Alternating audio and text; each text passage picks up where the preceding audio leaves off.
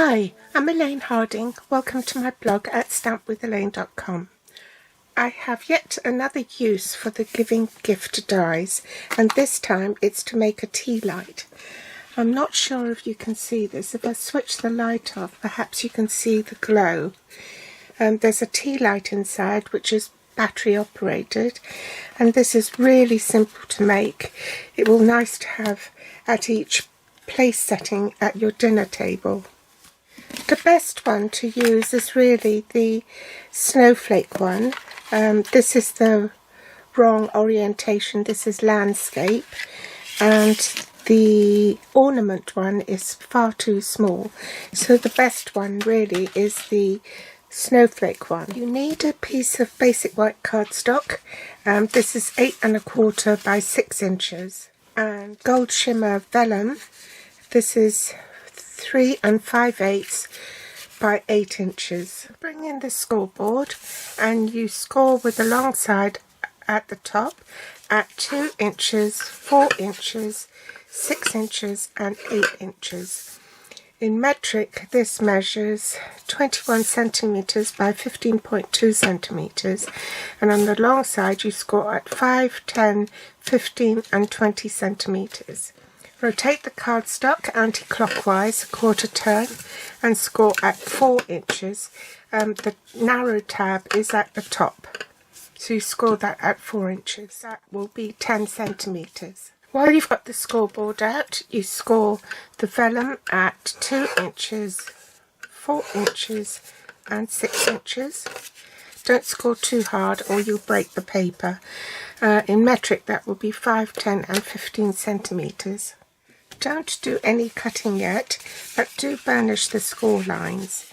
Then, with a 1/2 inch score line at the top, offer it up to your cutting sandwich, and you want to centre the die so that there's an even border on 3 sides at the bottom and 2 sides. You do need a little bit of washi tape to anchor that down so that the die doesn't move, especially if your die cutting plates is a little bowed. You'll have difficulty in getting the die to stay in position while you cut.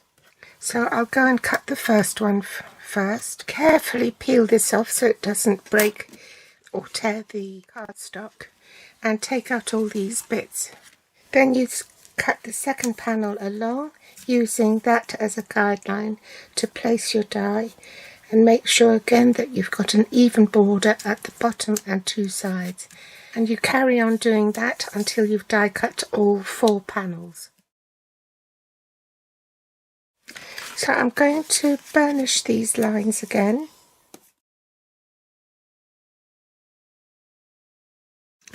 To save time, I've already put my tear and tape on both sides of the aperture and also in the middle of the creases. So I'm going to take these off and start running that, but I'm not going to put all down, just only a bit of it until I get the position right. See, I scored too hard on there and I've torn the paper. Go the other way. I want the shiny side to show on the outside.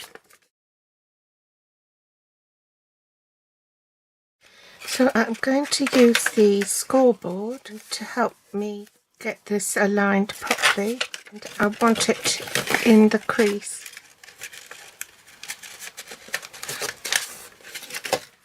Then I can remove the end pieces bit by bit.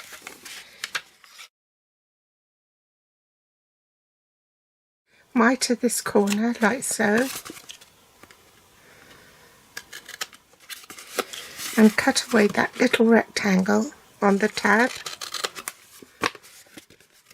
Then cut up these score lines to the score line above. Fold these up. I'm going to bend this tab back on the end and trim off any excess vellum. Don't do that, then I won't be able to join the flap properly. So now that's flush. Then put tear and tape on the inside of this tab.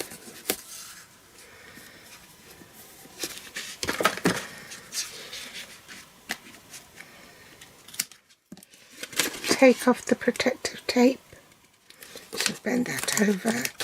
Bring this over. Attach it. Now you can see the join is there, so that will be at the back. So this will be your last flap to go down. You start with the two sides, apply adhesive to this side, use a ruler to make sure it's bonded. So the back flap first, tear and tape instead.